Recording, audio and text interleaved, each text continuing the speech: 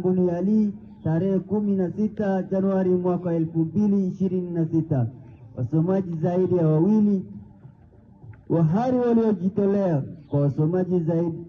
Wahari waliojitolea wasomaji waliojitolea kwa sudi hili na mripoti wenye uzaifu mtili ya shilingi kwa ya pili tayari kwa taarifa za Ijumaa zinazoletwa kwangu na wasomaji haoni.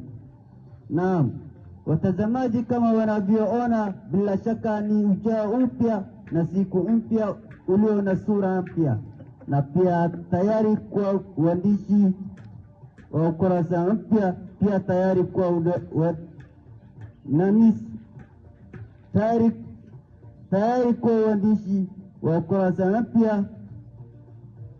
Nami sina budi kumkaribisha wenzangu, manake Waswahili husema mgeni njoo wenyeji apone.